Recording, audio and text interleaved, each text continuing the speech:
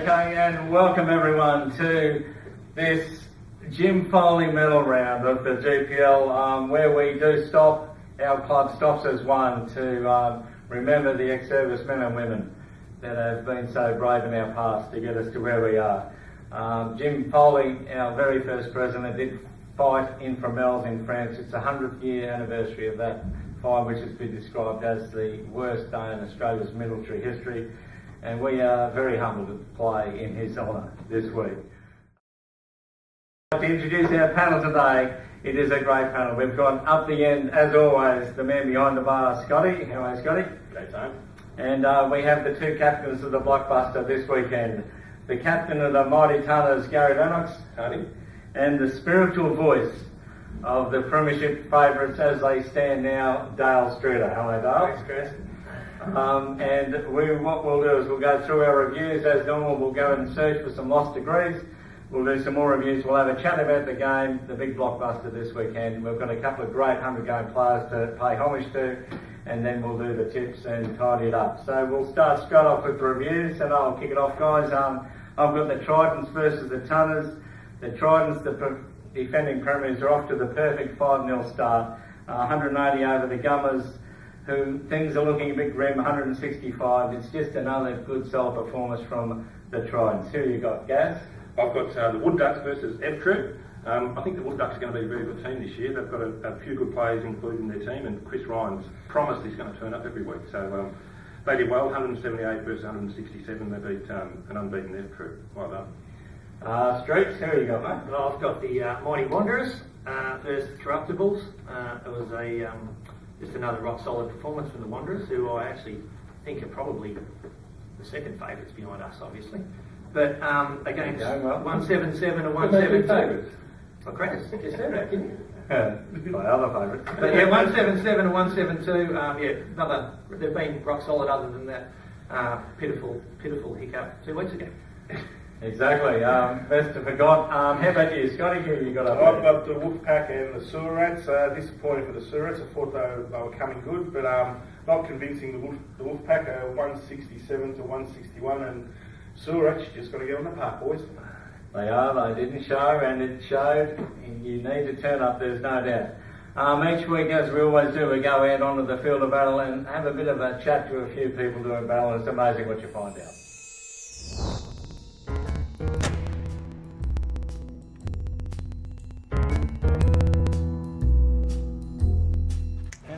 On the round before the great Jim Foley medal, here was Lattrobe's lone bugler. How are you going, mate? Big lone cold? Bugler, yes. No, Phoenix, but I understand what you mean. Not travelling too flash. I should say trumpeter. Trumpeter, Let's face it. yes. Not travelling too flash today. Yeah, tough conditions out here, cold. It is. Lots of bad shots, but now that you're here, I'm going to pop it on the green. Just warm the lips up, big fella. Warm them up. Next week. Magnificent. We finally see the unveiling of the new Corruptibles uniform, wearing the colours. You've kept the colours, Alan. How's it going? Oh, look, after a slow start, took a while to get used to the shirt, Tony, but now that I'm used to it, there's about 10 strokes in it, I reckon. Well, I think you need the 10. Yeah, I hope you're taking them. I need the 10. All the best, mate. Here we have the old ex-president Dave Madigan making his debut for the Chemist. Debut for the Chemist. Are you living up to the hype you came with? Absolutely. I've managed to have 3 pointers, 4 pointers, and about 5 outs. Wow, that's everything. So I've got the lot. The pinch hitter. Got the lot. The Chemist needed one of that. How are you going? The Ferret struggling? Well, hanging in there. I'm thereabouts. I'm a couple down, but yeah, all right. Not too bad. That's good for the Ferrets this year. Anything in the 30s is good for the Well, the Ferrets certainly got up, but not sure the ex-president crowd of the bouncy all my Chemists were looking for. I'm sure it would be better for the run, the big fella. So we'll get going with our views. Scotty, who have you got with your review? Second review, yep.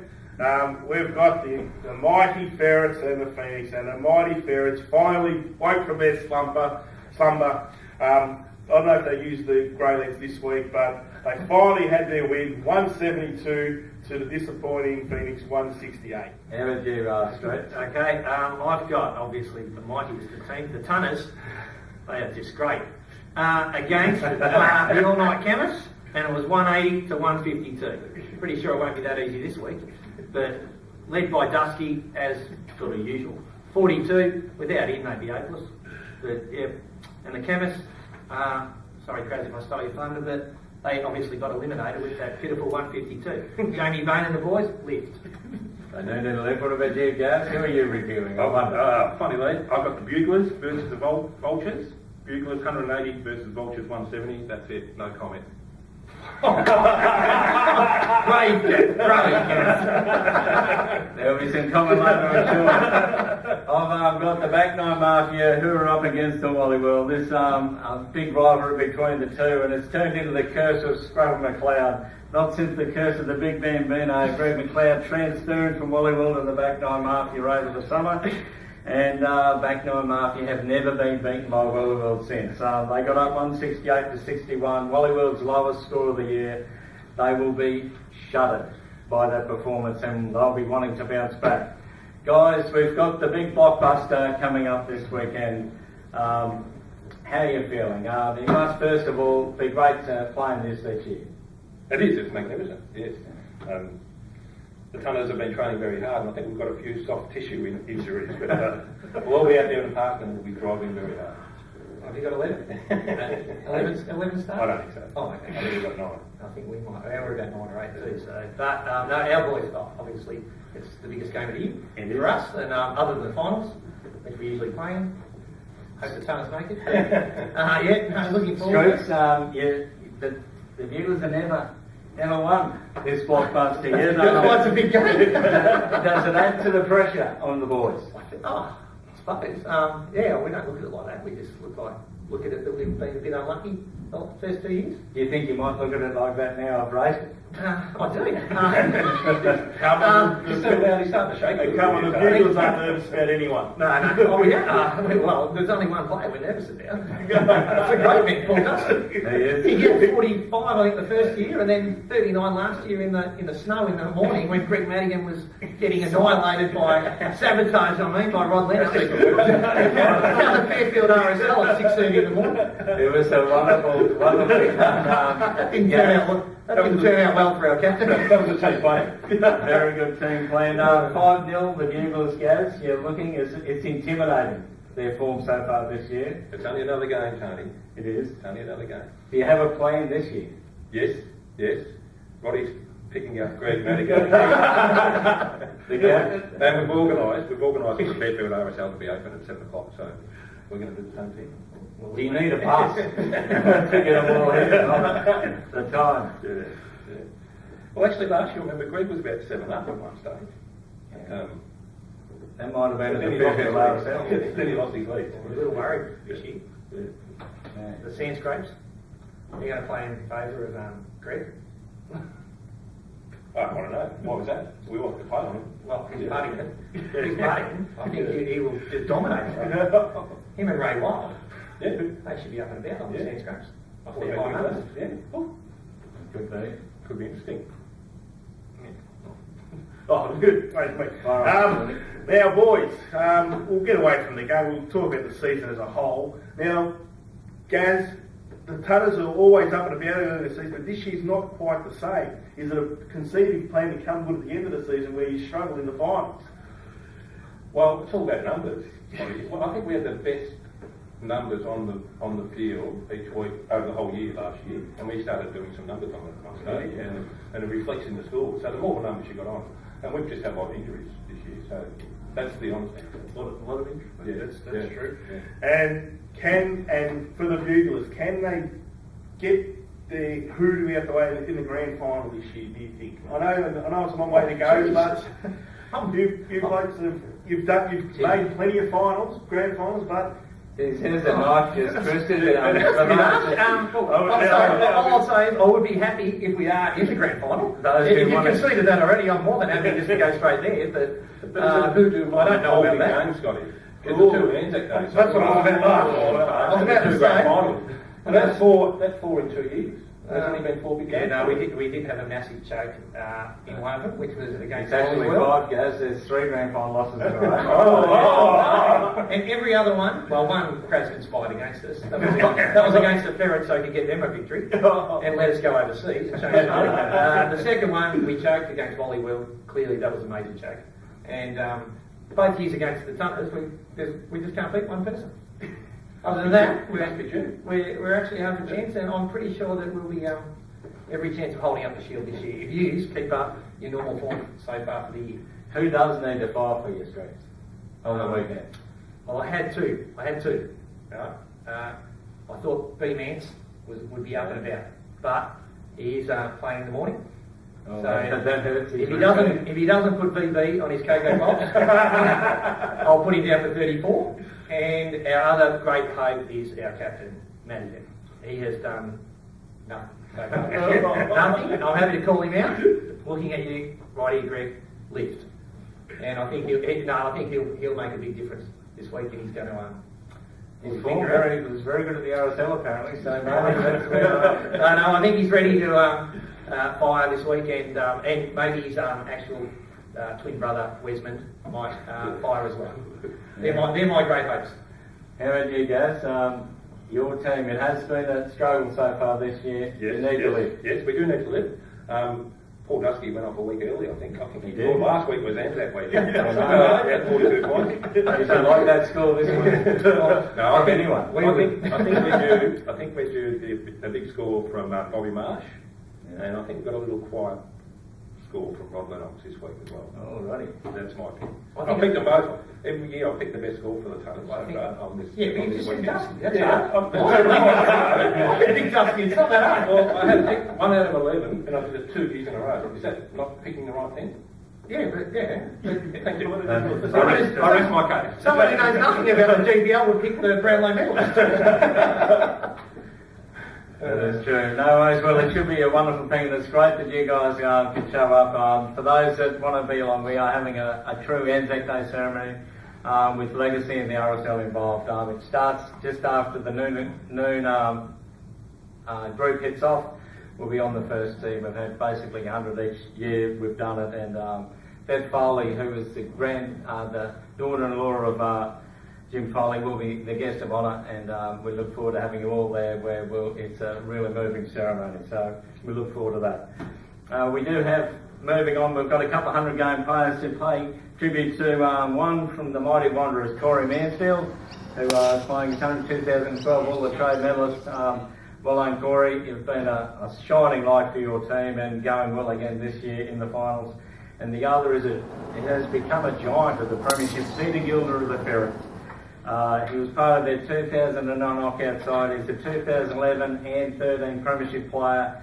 He was in the All-Lattrobe on both those premiership years, being a big factor in those premierships, but also in 2013 he was the Charles Lattrobe medalist himself. So well done, Peter, you've done everything so far, and this year you'll probably need to do a little bit more. The last thing we need to do and get through, guys, is the tips for this week. So we'll start the Tridents first, the Surats. I'm looking for the Surats to bounce in a bit of an upset. How about you, Gaz?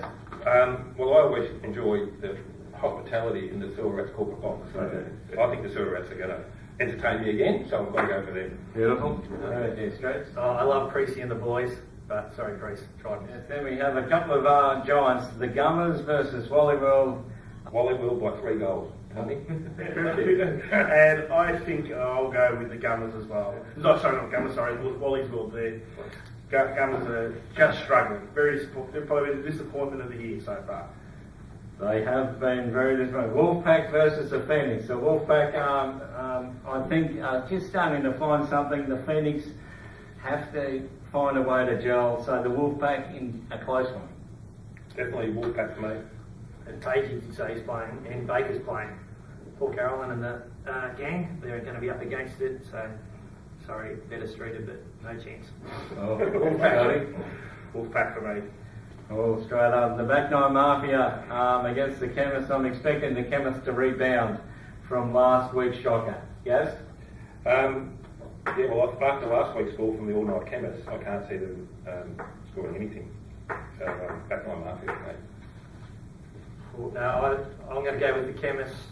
I think they're just going to come from the rear and touch up the back nine Mafia. The Wanderers versus the Wood Ducks. This is two teams in form. Well, Tony, originally I was going for the Wanderers, and I've crossed it out. So I think the Wood Ducks are probably the favourites for the premiership as far as I'm concerned. If they all get on the park, I think they're unbeatable. Well, there we go. And at that, straight. Big brave call there. What about the Tunners? They're not favourites. No, we'll just struggle along, struggle along. Finish ninth. Get there. Like Richard. Okay. Straight. We always finish in. I would love for the Wanderers to rally for Corey's 100th, but I do agree with Gaz that the Woodies are quite a formidable lineup, and I know Dylan Grandel's last game for a while because they're going back up to the bush for 4 games, so I think he'll bring out a big number, and I think they'll roll Paul Corey on his 100th. Vultures versus F Troop we've got, and I think the F Troop will be once again up against it. Unless they go to the railway on Friday, which I haven't heard, is into planning, I think the Vultures will get over the top of them. Gaz? Well, I think F Troop are a strong team, but you can't go past the warm-up practice that we have in the George Smith bar, and I think George Smith's Vultures will win.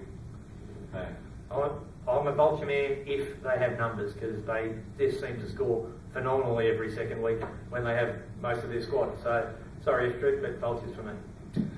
Yeah, the Vultures had the highest 4 scores for the season, aggregate so far. And F Troop probably lucked ran out last week. I think I've got to go with Vultures as well, as Streeter said, if the boys all show up. Just 2 to go, the Ferrets versus the Corruptibles. The Corruptibles, geez, it's getting tough for them. Another loss on the weekend. The Ferrets bounce, and I'd expect the Ferrets to continue on with their work. Yes? Well, Tony, I think both of these teams are struggling. It's a bit like, and on Anzac Day, it's a bit like Collingwood versus Essendon. They're both down the bottom of the ladder, and both haven't shown any form this year, but I think the Ferrets will get up. I'm a bit with Gaz here. 2 of the teams that I really couldn't care too much for. And I hope they have like a 30-point draw each. Good luck, boys. Good happen. Yeah, the Corruptibles, I don't think they've got their new shirts yet. Tony reckons they should have their old shirts, but I think the Ferrets might make it 2 in a row. Yeah, the Corruptibles, I need to find something, but the last thing is their big blocks for itself. Tunners versus the Buglers. Until the Buglers win this thing, I'm going to stay on the Tunners bandwagon. Your chance to knock me down, Streets. How about you, Gaz? Or just on form, you've got to go for the Tunners. Well, 2 years in a row. Dusty 40 points, probably no 40 points. Thank you very much. On history, I'll be picking the Tunners, but not a hoping out. So I think the Buglers up and about this year. We will be a couple short. We will miss the big giraffe. Hopefully, Ozdemir appears from somewhere, and we turn up with 9. But yeah, Brian's actually enjoying Hawaii, so we'll either have 8 or 9. So I think that'll be enough. And Scotty? Now, I've stated on the record after I got land-based at last year for not picking the Tunners that I'll never pick against them during the season. But the Bugles have 2 very big blokes in their side that I'm going to throw at them, so I might go to draw.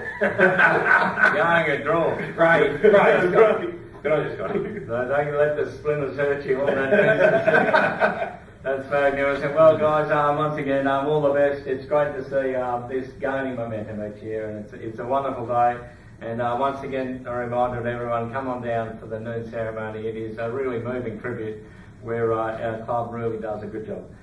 Don't forget as well, for everyone else, if you want to win this thing, you need to turn up and play well. This has been Lattrobe's GPL 357. We'll see you next week.